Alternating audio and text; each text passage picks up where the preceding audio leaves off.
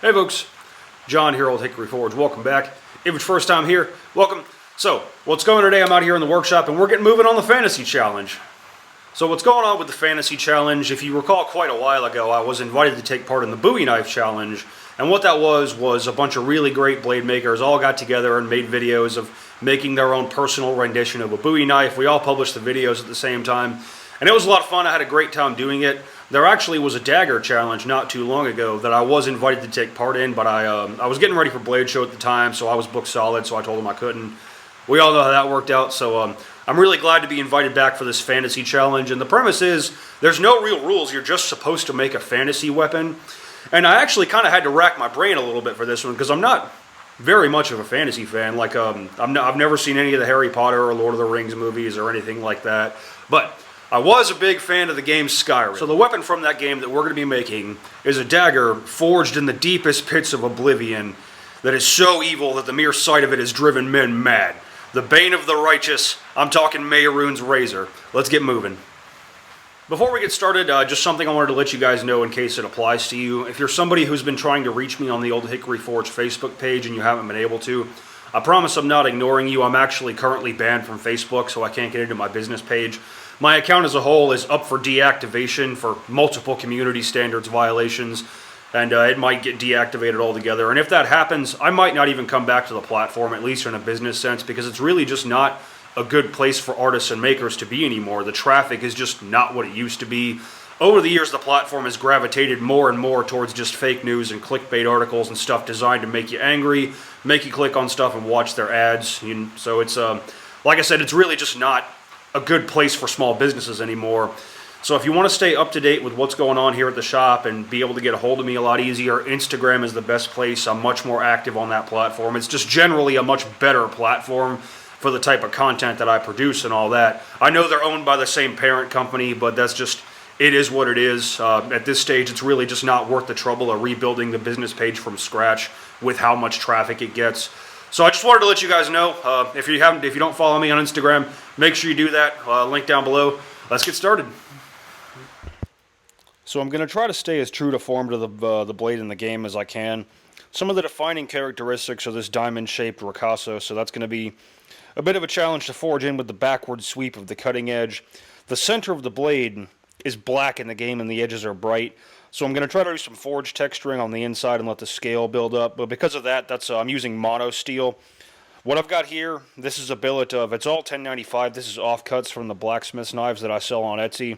Whenever I get to the end of the bar, there's always a little bit left that I can't really make another blank out of. So I saved it, and also I didn't have the right size stock on hand to make this blade. So we're going to forge weld that together to get our starting stock and go from there.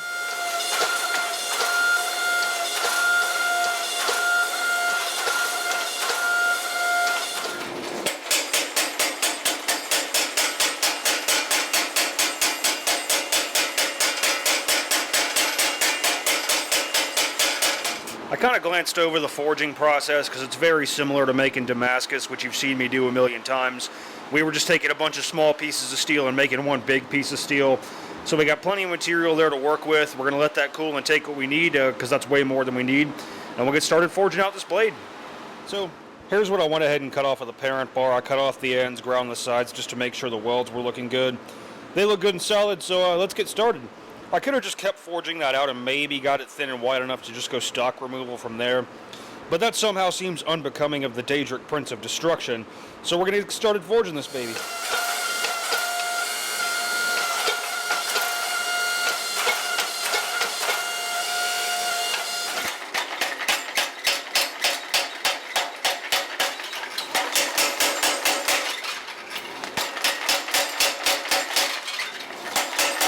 Alrighty, so we got our tang roughed in. I'm going to be welding threads onto the tang later, so I'm not too worried about getting enough tang to span the whole length of the handle. Next thing we got to do is work on our diamond-shaped ricasso, and my plan for that is to come in here with some fullering dies and kind of pinch where I think it needs to go and then forge some tapers over the edge of the anvil to try to get the shape we're looking for. Nice and easy. Slide it up there.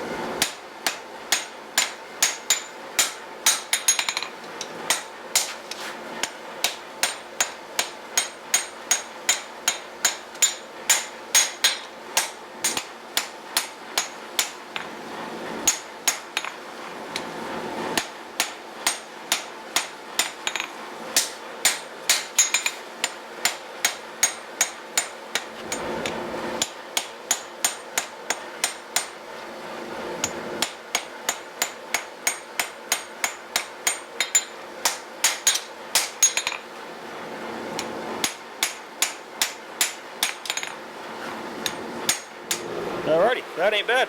Next thing we'll do is go ahead and rough in just a point on the very end up there to make forging out the taper a little bit easier so we won't have to deal with a lot of fish mouthing. And then we'll start beveling this sucker and trying to make the blade wider.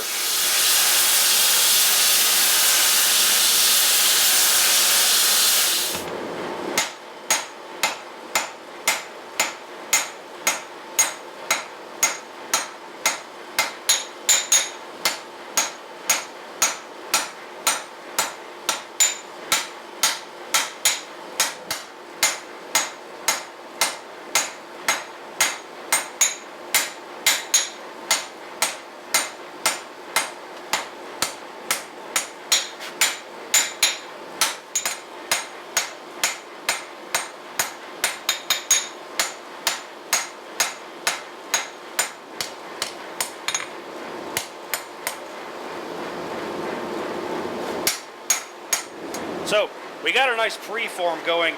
Next thing we need to do is start beveling the blade to make it wider. So I'm just going to start down here and work my way towards the edge and make it wider.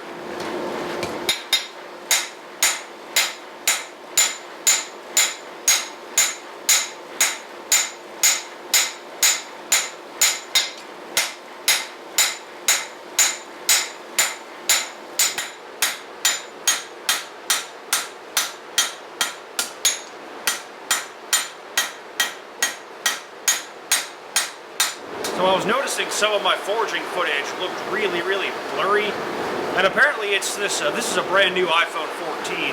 I really should get an actual camera, I know, but apparently with this dynamic island feature or whatever it is, the lens is so sensitive that if it's even a little bit smudged, it really screws with it. I also noticed it seems like it's vibrating when I hit the anvil, which doesn't make any sense because you're a solid 4 feet away from me right now. You're not touching the anvil or anything. So I don't know, I'm doing the best I can. Hopefully Apple fixes this with the next software patch or something. Anyway, let's keep moving. I do have an actual microphone now, so hopefully the audio is a little bit better.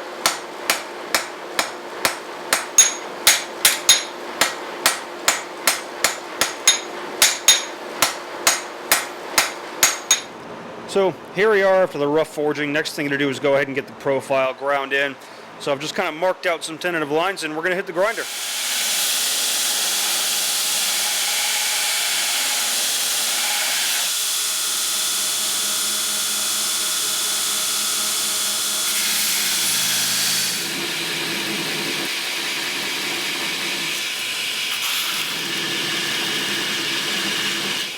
So I had a few ideas about how to pull off the texturing in the middle of the blade. You know, I thought about maybe trying to forge the texture in, but you know, if you texture one side, when you do the other side, it's going to screw it up. So I just couldn't see that looking good. So I looked around, and apparently a couple of other people have actually made this same knife. And a method that I saw used that I really liked the results of was taking a Dremel and just putting a bunch of little tiny scores all in this blacked out area right here. And that way, when it's thermal cycled, the scale will kind of settle into it and create that black effect we're looking for. So that's what I'm going to do.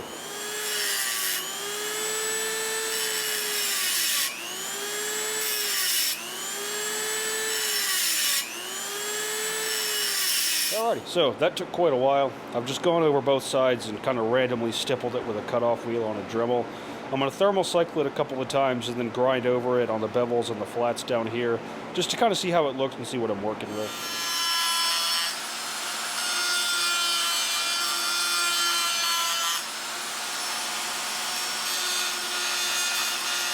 So, if you're wondering what it is I'm doing here, I really just wasn't happy with the boldness of the recess that the texturing put in. So I'm going around the perimeter with my die grinder and just digging in with the corner of a burr to make a nice hard line. And then I'm going to go in here with a combination of the die grinder and the Dremel and sanding drums and stones and all that to scoop out all that material. I've already done this side. As you can see, there's a few places I need to scoop out some more. But this way, after we heat treat it, the recess will stay nice and black and we can grind it, you know, to a nice surface finish otherwise, but it's a lot of work, but I think it'll be worth it in the end.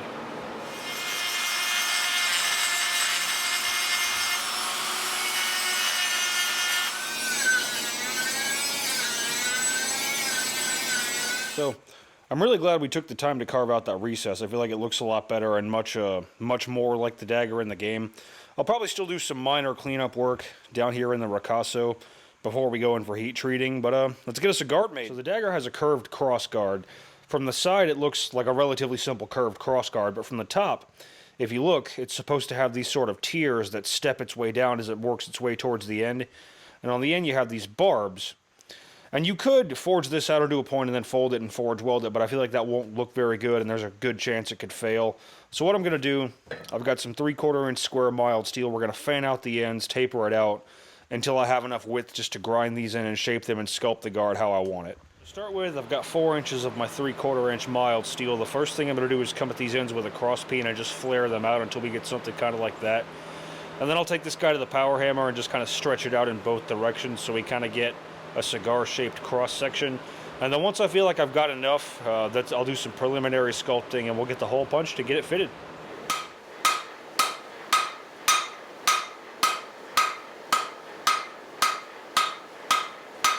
Alrighty, we got both ends flared out. That should be enough to grind in the barbs we want. I'm a bit worried I don't have quite enough material. As you can see, there's not a whole lot left in the middle. But we'll take it to the power hammer, taper that sucker out, and adjust fire if we need to.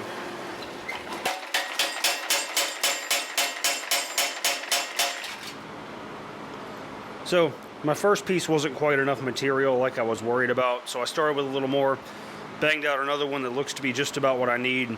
I also threw some scrap 4140 up onto the power hammer.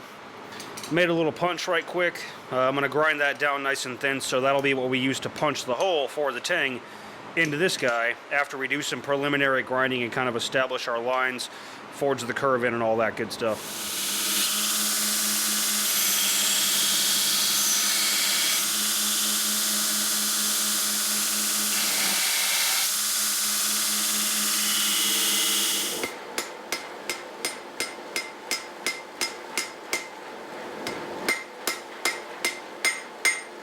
So, pretty standard punching operation for the most part.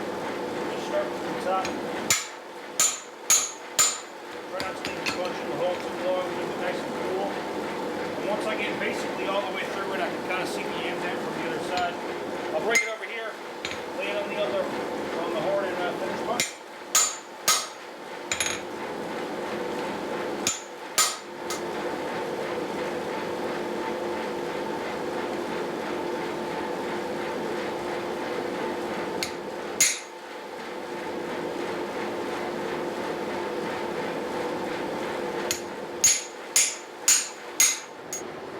See, we got a nice clean rectangular hole, and now what we can do is heat this guy up and essentially push the tang of the dagger into it and get a nice fit.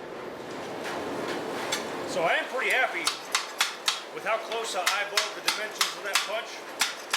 And now we're just essentially pushing the knife into the guard while it's out, like I talked about.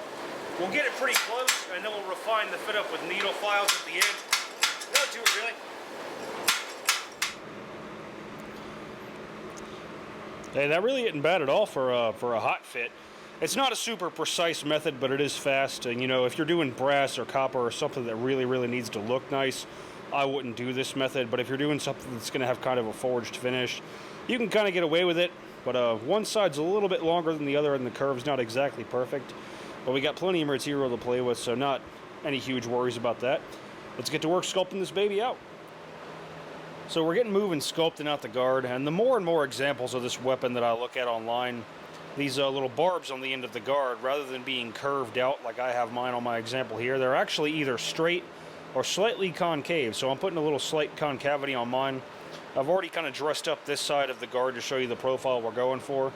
Marked out this one, so we'll get that guy ground out, and then we'll get this thing ground clean, and get to working on sculpting this baby out. You know, another tool, really.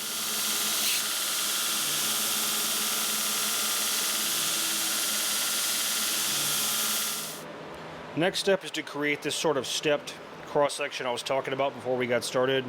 So I've got my lines marked out. I've already done one side to kind of show you what it is we're trying to accomplish. This looks like crap right now because this is fresh off a 36 grit belt. I'm going to take it up the grits and polish it a little bit, and then whenever we thermal cycle it and brush it, it'll get all the marks from the grinder out. And then when we brush it again with the grinder, we'll get a nice kind of soft gray forged finish from it. So that's what's happening now. We're just using the corner of the belt and making those little steps right there.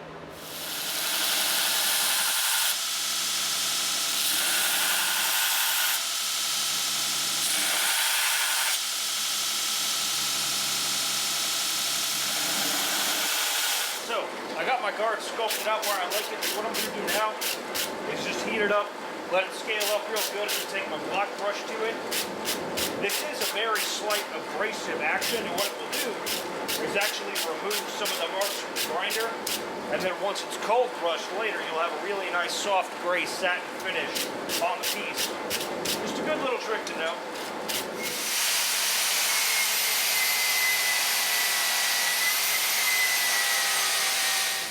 You see what I mean? After the hot brush and the cold brush, you got this nice kind of satin brushed gray finish on the metal.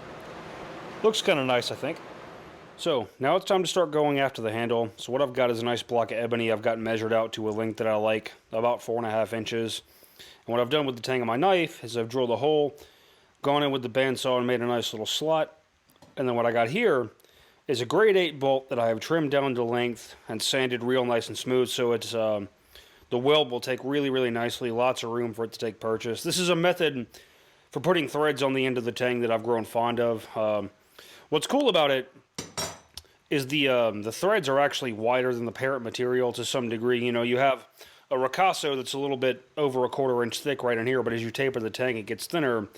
So if I were to grind this down and cut threads onto it, they wouldn't be very strong or deep threads. So this is just a better way of doing it, in my opinion. But next thing we're going to do, we're going to get this guy seated in here, weld it up, grind it clean, and keep moving.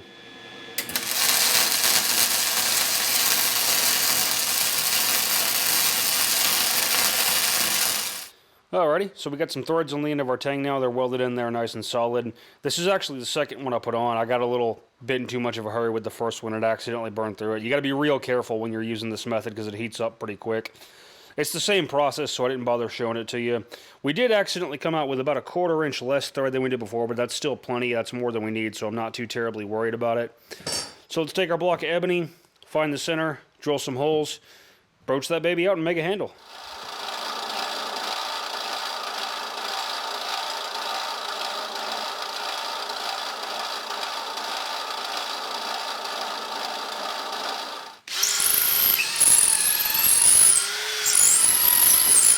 And now that we got our hole all the way through, we just go in here with our trusty broach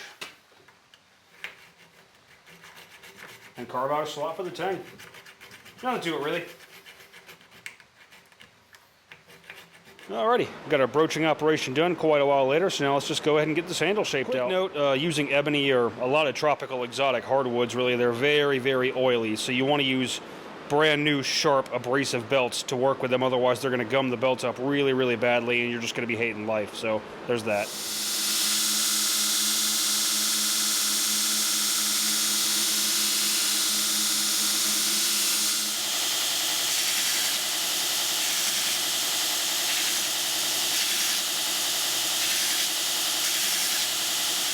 Alrighty, so I got a nice comfortable handle shaped out. Every version of this knife I've ever seen has some sort of ridges in the handle, so we're going to go in with a round file and put those in right quick.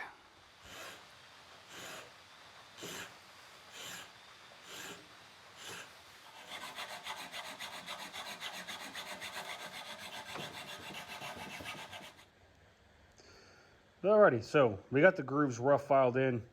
Kind of looks like crap right now, actually. Hopefully once we wrap some sandpaper around the file, it'll get back in there and smooth everything out. And then hand sand the handle as a whole, it'll kind of come together. I've never done this before, so I mean, I don't hate it for my first try, but you know, good from far, but far from good.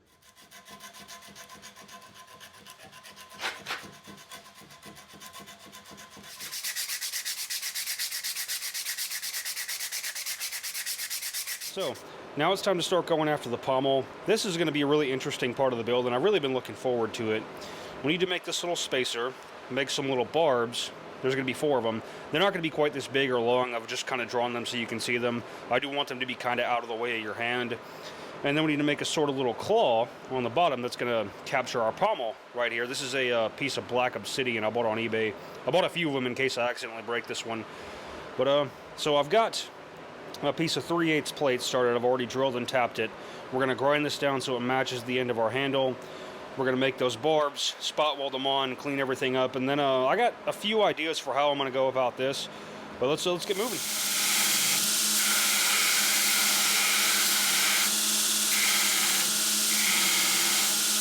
So here's the little design I kind of figured up for the barbs. It's basically like a little mini bearded axe with a false edge on it. One's going to be welded onto each corner, kind of like that. I'm making these out of some scrap 3/16 inch plate. As you can see, as I've marked them out, the shank is a bit longer. That's just so I can hold them with a pair of vice grips. And then once I get them shaped out, I'll trim off the excess. So they all look pretty much the same. We'll grind some stout bevels on this end right here, spot weld them to this guy right here. Go in there with some little teeny tiny files, get it all nice and clean, and then give it the same hot and cold brush that we did the guard. And it should look pretty cool.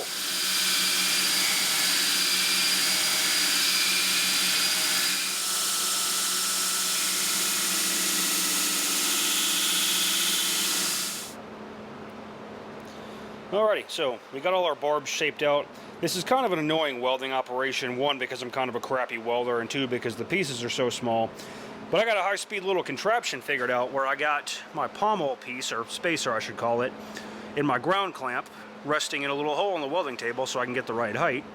And then I got my vice grip holding my little piece on a high-tech block of wood, patent pending, by the way. And we should be able to weld those suckers on there.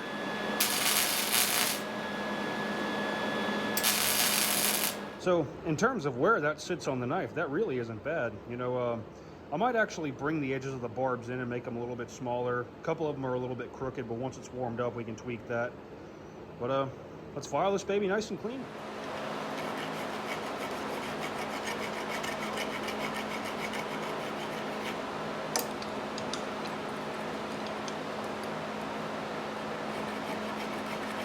Now, like I said, just give it the old hot brush. It's kind of a pain because it's so small, it's so fast, but we can get it done.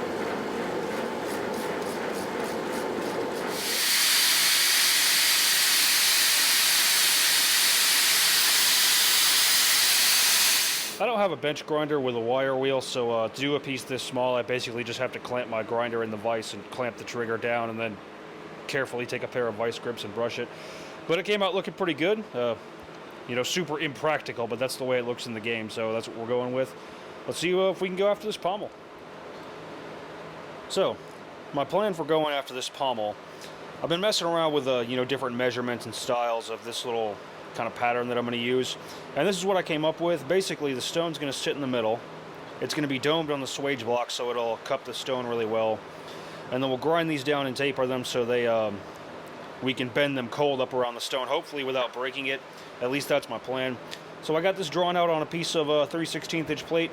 We'll get that ground out, dish out the bottom, give it the same hot and cold brush treatment, and see if it works.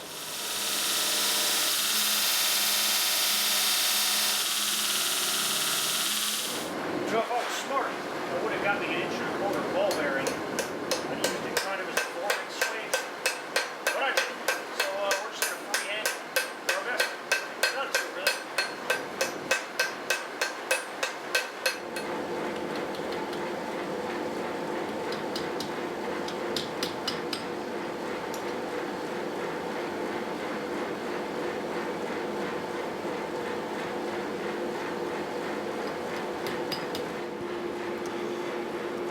So you can kind of start to see what I'm getting at now and how it's going to grab a hold of the stone. So right now it's just a bunch of back and forth, bend it and check, bend it and check. I'm not trying to get the stone all the way in there now, but I want it to be most of the way so that when the knife is assembled, I can just bend the top of these tines closed and capture that stone permanently. The end here is going to have a hole drilled and tapped, and it's going to screw onto the end. I've already put one there just so I've got a point of reference for the center. But that's all that's happening now.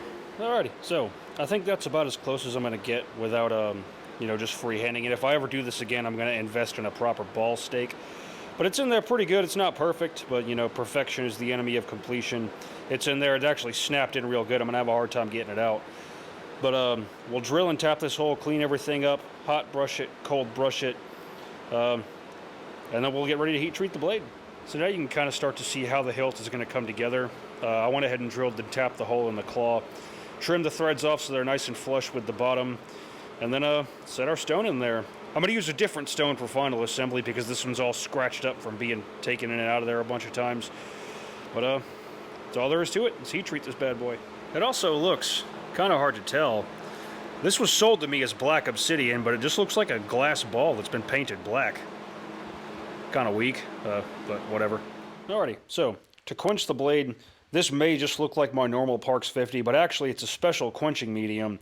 The Mythic Dawn Cult was kind enough to raid a shrine of Akatosh for me and kill all the priests. This is actually their blood, so quenching the Razor in this is what's going to give it its magical 1.98% instant kill chance. Now to do it, really. Alright, here we go. All or nothing.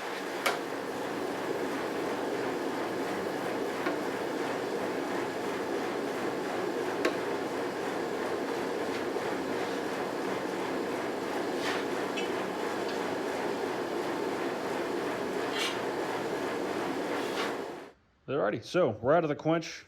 Everything appears to have gone well. I didn't feel any cracks, don't see any. I couldn't resist doing a mock assembly. That is so stinking cool. I'm really, really happy with how this is turning out. But anyway, we'll temper it, do all the finish grinding, get this guy sharpened, assembled, and get the stone locked in there.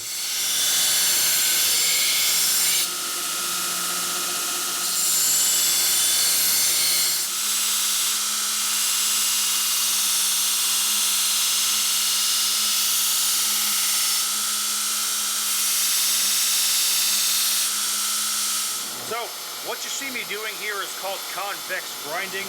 Basically, I'm using the slack of the belt to create one continuous bevel all the way from that ridge to the cutting edge, which results in a very, very sharp edge.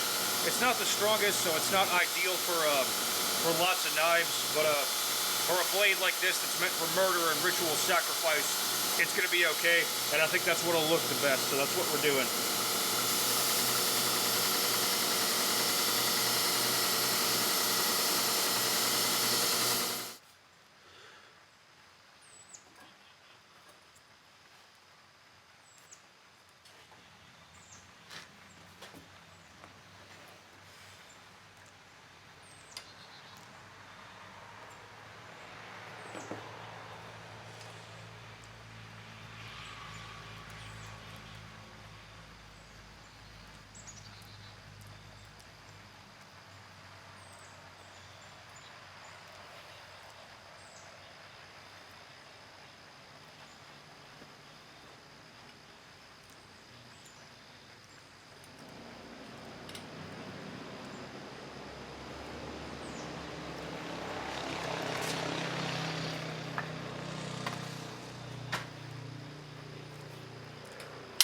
Step, we're just going to ever so gently try to bend the ends of the claw and permanently affix the stone in place.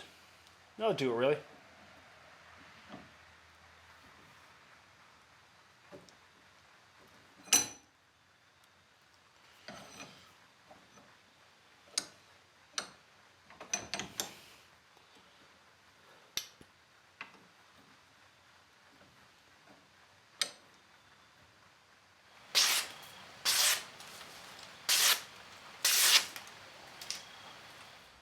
So, obviously not the most practical knife in the world because there's pointy stuff all over the handle and it's only really held together with epoxy and a few threads. But how stinking cool is that? You know, I had a lot of fun with this project. I tried a lot of new things. And all in all, I'm pretty happy with the way it came out. This is probably my favorite knife I've ever made, and I'm definitely going to be keeping this one for my personal armory. So there's that. But anyway, there's my entry for the 2022 YouTuber Fantasy Build Off Challenge. There will be a link down in the description to the Google Doc where you can vote for your favorite build, as well as links to all the other channels who are participating in this challenge. And I really encourage you to watch them all because some of these dudes are putting out some serious top tier work. You know, there's no prizes or anything like that. It's just kind of for fun. But again, Dennis, big thanks for putting on the challenge. Big thanks for inviting me to compete. I had a great time, and I'm really happy with this stinking knife. But that's all I got for you. If you like what you saw, like, share, subscribe, all that. Oh, while I'm thinking about it, the vibrating in the video earlier when I was forging was just because the tripod I was using was so crappy. Basically, whenever my last one broke, I got on Amazon and bought the first one I saw, and it was just not... It was flimsy, and the feet were hard plastic, and it was all shaky and everything. I got a new one now that's much, much better. I did a few test takes doing some forging while I filmed it, and I didn't have the problem anymore, so sorry about that. Hopefully between that and the glare problems we were having, I hope you could still enjoy the video. But that's all I got for you. If you liked what you saw, like, share, subscribe, all that jazz. Always more cool stuff coming. Again, if you've been trying to get in touch with me on Facebook and you haven't been able to, I'm banned.